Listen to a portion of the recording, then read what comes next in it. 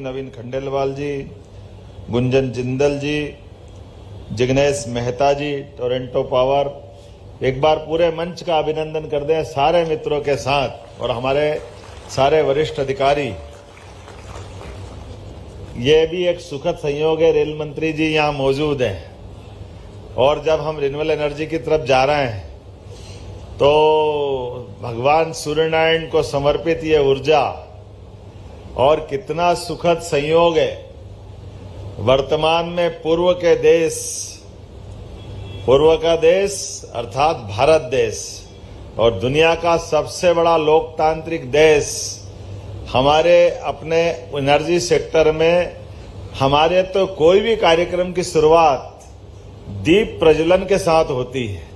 जैसे ही दीप प्रज्वलन की तरफ बढ़े रिन्यूएबल एनर्जी का अपने आप संकेत आ जाता है और ऐसे में सूर्य संस्कृति के आधार पर यशस्वी प्रधानमंत्री श्रीमान नरेंद्र मोदी जी को याद करो और उनके सारथी अश्विन, हमको मालूम भगवान सूर्यनारायण का रथ का कौन संचालन करता है तो वो अश्विन सारथी है, उनके जोरदार अभिनंदन करो इस समूचे ऊर्जा प्रोजेक्ट के सारथी के नाते से। और अश्विन जी का नाम 3 जगह से हमारी संस्कृति में बड़े सम्मान के साथ लिया जाता है। जैसे मैंने सूर्यनारायण के सारथी, उनका रथ चलाने वाले, हम सब जानते रथ चलाने का सम्मान अर्जुन का रथ चलाया था भगवान श्री कृष्ण ने, तो हमारे कौरव पांडव के महासमर में महाविजय की तरफ कदम बढ़ाए थे भगवान कृष्ण के माध्यम से। तो मैं एक तरह से उस काल को याद करते हुए इस काल से तालमेल कर रहा हूं कि हमारे बीच भी अश्विनी जी है जिनके माध्यम से हमारे घोड़े सूर्यनारायण के बिल्कुल ठीक दिशा में जाएंगे। मैं बधाई देना चाहता हूं, अभिनंदन करना चाहता हूं। और 27 नक्षत्र है, 27 नक्षत्र में एक अश्विनी नक्षत्र भी है जिसकी अपनी अलग से कीर्ति पताका है। और ऐसे ही हमको मालूम है भाद्र पक्ष के बाद जैसे जैसे वर्षा काल का समय समाप्त होता है और कार्तिक मास का आगमन होता है, इसके बीच में एक महीना है जिस महीना को हम शरद ऋतु की शुरुआत भी मानते हैं। और शरद जब पूर्ण चंद्रमा के माध्यम से हमारी 6 ऋतुओं में शरद ऋतुओं की एक तरह से महारानी है, उस माह का नाम भी अश्विन माह है। हमें इस बात का आनंद है। मैं आपका वंदन करता हूं, अभिनंदन करता हूं जिस प्रकार से आप अपने इन व्यवस्थाओं को संचालित कर रहे हैं। आप मान के चलिए आईटी का सेक्टर हो, रेलवे का सेक्टर हो, प्रत्येक क्षेत्र में, यद्यपि मैं मान के चलता हूं, मैं तो उज्जैन से आता हूं, विक्रमादित्य की नगरी से आता हूं और विक्रमादित्य के नवरत्नों के बारे में हमने 2000 साल पुराने उस इतिहास को सुना है जिसको परवर्ती काल में हर राजा महाराजा अपने अपने नवरत्नों के माध्यम से अपने शासन को अमर बनाने का सपना देखते हैं। हमने वो नवरत्नों के केवल नाम सुने हैं, केवल उस काल की कल्पना इतिहास के माध्यम से करते हैं, लेकिन वर्तमान के दौर में यशस्वी प्रधानमंत्री के माध्यम से जो गणतंत्र की आभा फैल रही है उनके भी नवरत्नों में से एक अश्विनी जी है। मैं आपको बधाई देता हूं, माननीय प्रधानमंत्री जी को बधाई देता हूं। हमारे लिए सौभाग्य की बात है कितने प्रकार से माननीय मोदी जी काम कर रहे हैं, कितने सेक्टर में सुयोग्य लोगों का चयन करके संयोजन कर रहे हैं। और यही कारण है आज भारत दुनिया के सामने सीना तान कर अपने सारे उलझे सुलझे प्रश्नों का न केवल उत्तर निकालने में सक्षम है बल्कि एक नया मार्ग अपने तरह से दिख रहा है। अब युद्धग्रस्त तमाम प्रकार की व्यवस्थाओं में विश्व में उथल पुथल हो रही है, अलग अलग प्रकार की स्थिति बन रही है। एक देश दूसरे से बात नहीं कर रहा, दूसरे तीसरे से नहीं बात कर रहा है, लेकिन कितना अच्छा लग रहा है कोई किसी से बात मत करो लेकिन मोदी जी से जरूर बात कर रहे हैं। ये समय भी हम अपने आंखों के सामने देख रहे हैं। हमारे लिए यूक्रेन हो, पुतिन हो, अमेरिका हो, जिसकी मर्जी आए जो नाम बोल दो वो हर एक कोई।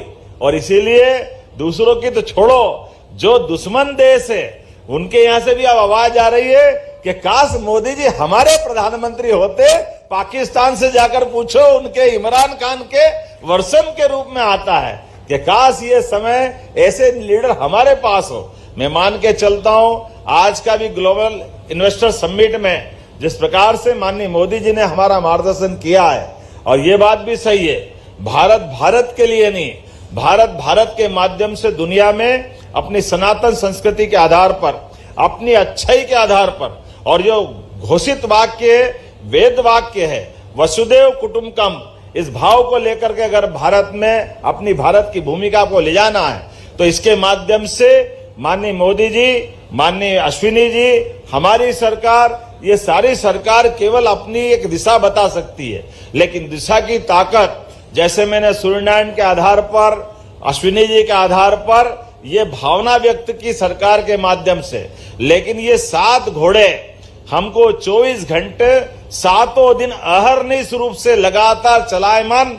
बनाए रखना है। और जब ये चलायमान बनाए रखना है तो हमारे लिए जो जल का महत्व है वही समान रूप से ऊर्जा का महत्व है, और ऊर्जा में भी ऐसी ऊर्जा जो परमात्मा दे रहा है, उस ऊर्जा का कुल मिलाकर के हमारे लिए एक प्रकार से समाज को वापस अर्पित करने की जो भावना है, ऐसे में रिन्यूएबल एनर्जी उसमें सबसे बड़ा रोल अदा कर रही है। और मुझे इस बात की प्रसन्नता है कि जब रेल सबका अधिकार है, रेल की सबसे सस्ती सुविधा सबको मिलती है, रेलवे पे सब प्रकार से प्रयत्न और सब प्रकार के डर और माहौल पता नहीं क्या क्या होगा, लेकिन रेलवे आज भी सबका आदर्श अपना यातायात का साधन है, इसलिए रेलवे का कोई विकल्प नहीं है। रेलवे के माध्यम से भविष्य की बहुत बड़ी विकास की अपनी एक इबारत लिखी जाती है। तो रेलवे के माध्यम से हमारी सरकार ने भी एक नया मार्ग निकाला है।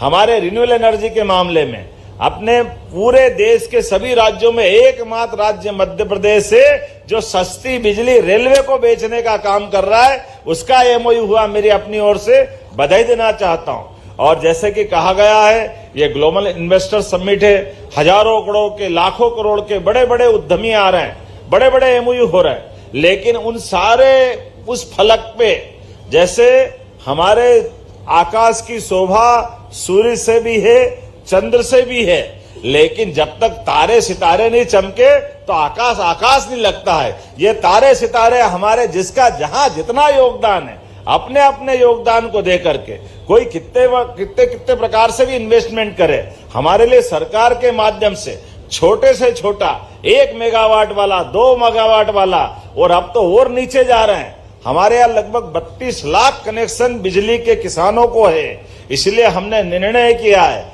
कि इसके माध्यम से 15-16 हजार करोड़ की सब्सिडी हमारी सरकार के माध्यम से एक तरह से किसानों को मदद के नाते से देते हैं। लेकिन इसका रास्ता क्या है? इसका रास्ता है कि हम सभी को सोलर पंप देना चाहते हैं, तो कुसुम सी के माध्यम से हमारे अपने किसानों को भी और घरों की बिजली के लिए भी, दोनों प्रकार से देखें तो लगभग 25-26 हजार करोड़ की सब्सिडी हमारे अपने बजट पर एक तरह से सरकार को वहन करना पड़ती है। तो आप सबके माध्यम से हम चाहेंगे सोलर पंप बनाएं, सोलर पैनल बनाएं, सोलर बिजली से भारत की भी सेवा करें, प्रदेश की भी अंदर मदद करें। इस प्रकार से एक बहुत बड़ा बाजार आपके माध्यम से सरकार आपकी अपनी व्यवस्थाओं से जोड़ना चाहती है। सरकार इन व्यवस्थाओं में आपको भागीदार बनाना चाहती है, और इसके साथ साथ और भी जितने प्रकार से हो सकती है। एनर्जी का तो आज आपने बिल्कुल सही कहा है, हमारा थर्मल का, अब ये हाइडल पावर का, पंप स्टोरेज का, सब प्रकार की संभावना में परमात्मा ने मध्य प्रदेश पे विशेष कृपा की है। हमारी पंप स्टोरेज की बिजली भी बीच में, अब तो जमाना ऐसा हो गया कि अपनी बिजली को भी कम ज्यादा कीमत पे बेचने का अवसर भी निकालना पड़ेगा। तो आपने में से जब अच्छा समय हो तो अच्छी बिजली बेच दो, और बाकी स्टोरेज के नाते से ऊपर टैंक भरना हो उसका उपयोग कर लो। लेकिन मैं मान के चलता हूं जिस भी तरह से बढ़े, जैसे भी बढ़े, परमात्मा आपको भी यश दे, आपका यश सरकारों को भी मिलेगा, राज्य सरकार को भी, केंद्र सरकार को भी। और आपने आकर के ये जो हमारी हौसला अफजाई की, मैं मध्य प्रदेश सरकार की ओर से माननीय रेल मंत्री जी का भी आभार मानता हूं, जिनने हमको खुलकर इन सारे मामलों में मदद की है, आशीर्वाद दिया है। और आप सबकी मौजूदगी भी हमारे लिए हौसला बढ़ाने वाली, मैं आपको भी धन्यवाद देता हूं, आभार मानता हूं। और जिन ने एमओयू किए हैं उन सबको भी बधाई देता हूं, और उम्मीद करता हूं कि हमारा आपका ये रिश्ता लंबे समय तक लगा रहेगा। मेरी अपनी ओर से अगर मैं राज्य के अंदर देखकर बात करता हूं तो 12 वर्षों में सबसे तेज गति से हमारी नवकरणीय ऊर्जा की क्षमता बढ़ी है। ये क्षमता हो गई 15% कम नहीं होती है, जिसमें वर्तमान में हमारे राज्य में 9,300 मेगावाट से अधिक नवकरणीय ऊर्जा के हमारा अपना ये स्रोत बना है। इसी आधार पर जब नीमच में 170 मेगावाट का पीपीपी मॉडल पर यहाँ जो एग्रीमेंट हो रहा है, जिसमें 25 साल तक आने वाले समय में ये उपलब्धि रहेगी, जोरदार अभिनंदन करें अपने नीमच के प्रोजेक्ट के लिए। और खास करके नीमच सोलर पार्क में 500 मेगावाट की क्षमता वाला, जिसमें 170 मेगावाट 160 मेगावाट की दोनों परियोजना जो 2024 सितंबर में पूरी कर ली है, और सबसे सस्ती बिजली ₹2.15 देने का रिकॉर्ड बनाया है। ये बाकी के लिए सबक है कि आज के समय में इसी प्रकार से हम अपनी क्षमता योग्यता से, आज का समय वाकई बाजार को देख करके चलने वाला है। मोहासा बाबई पार्क में इसीलिए हमने आपकी रिन्यूएबल एनर्जी पार्क की स्थापना की है, माननीय यशस्वी प्रधानमंत्री के आशीर्वाद से। जो शुरुआत तो हुई थी 227 एकड़ में, लेकिन आज ये पार्क का पहले हमने 227 में जब खत्म हो गई तो 400 कर दी, 400 खत्म हो गई तो 884 कर दी। अब मुझे लग रहा है कि ₹1 फीट में जो हम जमीन दे रहे हैं और जिस प्रकार से उसको रिस्पांस मिल रहा है, आज की स्थिति में 884 एकड़ जमीन भी खत्म हो गई, 1000 एकड़ फिर लेके दे रहे हैं, ताकि आपके माध्यम से रिन्यूएबल एनर्जी का ये पार्क अपनी क्षमता को भी और डबल करे। ऐसे कई सेक्टर में जिस प्रकार से मदद मिल रही है, मैं मान के चलता हूं हमारे यशस्वी प्रधानमंत्री के उस भाव के आधार पर कि जब हम अपने रिन्यूएबल एनर्जी का सेक्टर बढ़ा रहे हैं, ऐसे में मध्य प्रदेश इन सभी परियोजना के लिए भारत सरकार के 500 गीगावाट नवकरणीय ऊर्जा के लक्ष्य को पूरा करने में मदद करेगी। आज के इस अवसर पर एक बार फिर मैं आप सबका धन्यवाद अदा करता हूं और एक बार आपका स्वागत करता हूं। बहुत बहुत धन्यवाद। भारत माता की जय। बहुत बहुत धन्यवाद माननीय मुख्यमंत्री जी श्री मोहन यादव जी।